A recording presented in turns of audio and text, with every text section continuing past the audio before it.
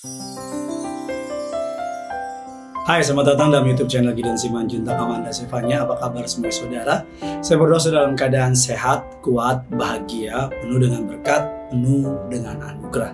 Sebelum kita masuk lebih dalam renungan pada pagi hari ini, mari bersama-sama kita pada pagi hari ini kita mau bersatu dalam doa. Kita mau memuji, menyembah Tuhan kita. Bapa yang baik, Bapa yang kami kenal di dalam nama Tuhan Yesus, kami menyiapkan hati kami untuk diberkati oleh kebenaran firman Tuhan. Urapi hamba-Mu, lidah bibir perkataannya diurapi dari surga, kata kalimat yang keluar, nama Tuhan saja yang dimuliakan.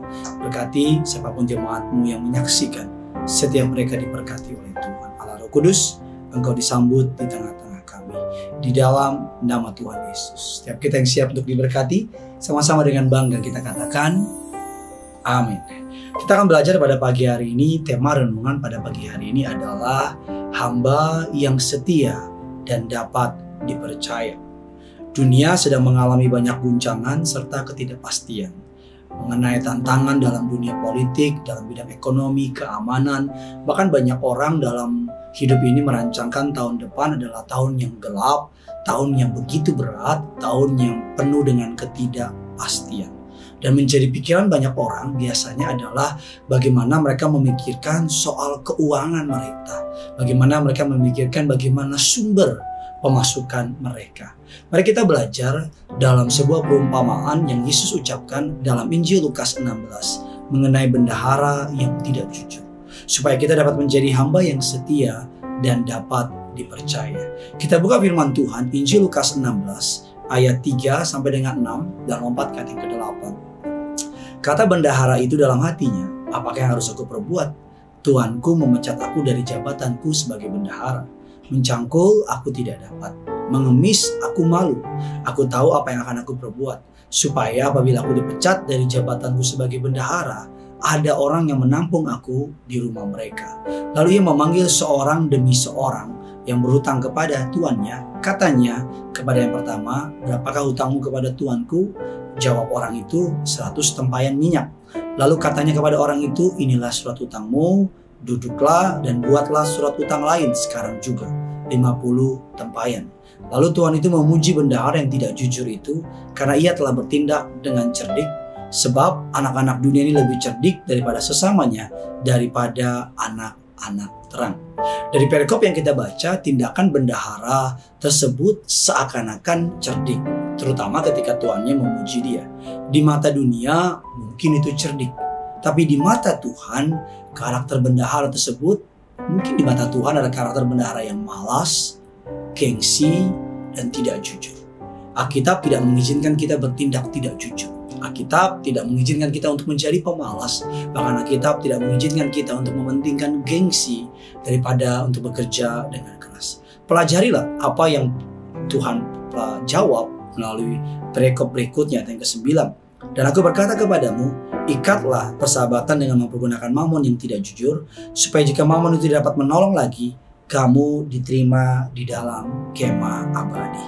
Apa maksud dari Tuhan Yesus? Yang pertama, Tuhan Yesus mengajar kita untuk jangan hanya memiliki pandangan jangka pendek dunia, namun milikilah pandangan jangka panjang kerajaan surga.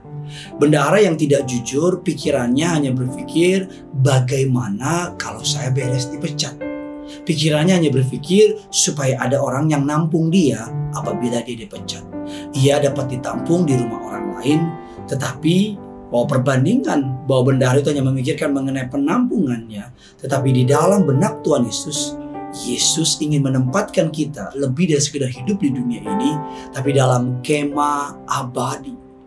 Bahwa pemikiran dari bendahara ini hanya memikirkan bagaimana dia survive selama di dunia ini. Tapi Yesus mengajar kita, ikatlah persahabatan dengan menggunakan mamon yang tidak jujur, supaya jika mamon itu dapat menolong lagi, kamu diterima di dalam kemah abadi. Kemah abadi yang lebih permanen. Di mata dunia, tindakan dari bendahara itu sangat cerdik, tetapi di mata Tuhan, tindakan bendahara tersebut sangat bodoh. Tuhan Yesus memberikan pelajaran pandangan yang berbeda, yaitu jangan berpikir pendek dalam hidup ini. Jangan berpikir seperti bendahara yang tidak jujur tersebut, yang pikirannya hanya bagaimana menyelamatkan dirinya. Pikirannya bersandar pada manusia untuk solusi yang tidak bertahan lama. Ada solusi yang bertahan lama, yaitu memakai uang kita atau memakai berkat yang Tuhan berikan kepada kita untuk menjalin hubungan yang baik serta menabur kebaikan dalam kerajaan surga. Dari ayat yang kita baca, Tuhan mau kita memakai berkat yang Tuhan berikan kepada kita untuk membantu orang-orang miskin dan orang-orang kekurangan. Uang yang hanya untuk solusi diri sendiri, uang yang hanya untuk bersandar kepada manusia, terbatas gunanya. Tapi ketika kita menggunakan uang untuk memperlebar kerajaan surga, untuk mempertabur kebaikan, untuk menolong banyak orang, maka uang tersebut akan dipakai Tuhan untuk mengantar saudara masuk ke dalam kemah abadi. Matius 6:19-21 mengatakan demikian. Janganlah kamu mengumpulkan harta di bumi ngengat dan karat merusaknya, pencuri membongkar serta mencurinya. Tapi kumpulkanlah bagimu harta di surga. Di surga ngengat dan karat tidak merusaknya, pencuri tidak membongkar serta mencurinya. Karena di mana hartamu berada, di situ juga hatimu berada. Dari ayat yang kita tahu tadi, Tuhan mau saudara bersandar kepada Tuhan. Tuhan mau saudara tidak bersandar kepada harta, tidak bersandar kepada sistem dunia. Hanya Yesus Kristus Tuhanlah, hanya Dialah yang mampu memberikan rasa aman yang sejati, damai sejahtera yang kekal. Karena jika uang saudara hilang, harta saudara hilang, seringkali banyak orang merasa amannya juga hilang. Meski ukuran Tuhan bicara mengenai kelimpahan, tapi kelimpahan yang Tuhan maksud bukan cinta akan uang, tapi kelimpahan akan iman, kelimpahan akan damai sejahtera, kelimpahan akan kasih setia Tuhan. 1 Timotius 6 ayat yang ke-10 mengatakan demikian. Karena akar segala kejahatan ialah cinta uang. Sebab oleh memburu uanglah beberapa orang telah menyimpang dari iman dan menyiksa dirinya dengan berbagai-bagai duka. Jangan pengen cepat-cepat kaya. Karena biasanya yang tiba-tiba cepat kaya, biasanya, saya nggak bilang semuanya, biasanya justru endingnya aneh-aneh. Biasanya melakukan yang aneh-aneh, atau sistemnya aneh-aneh, atau hasilnya pasti aneh-aneh. Alkitab mengatakan akibat karena orang memburu uang, mereka telah menyimpang dari iman dan menyiksa diri dengan berbagai-bagai duka. Tuhan Yesus rindu kita mengubah pola pandang agar kita melewati masa-masa ke depan. Apapun kata orang, Tuhan Yesus rindu pandangan kita bukan kepada uang, tapi pandangan kita kepada Kristus. Kita tidak bersandar kepada harta kita, tapi kita bersandar kepada Tuhan kita. Kita akan membahas besok pada bagian yang kedua. Saya berdoa agar firman ini boleh menjadi berkat bagi saudara. Karena yang punya surga, crazy in love with you. Mari sama-sama kita mau datang sama Tuhan. Ku tak membawa apapun juga saat ku datang ke dunia. Ku tinggal semua pada akhirnya saat ku kembali ke surga.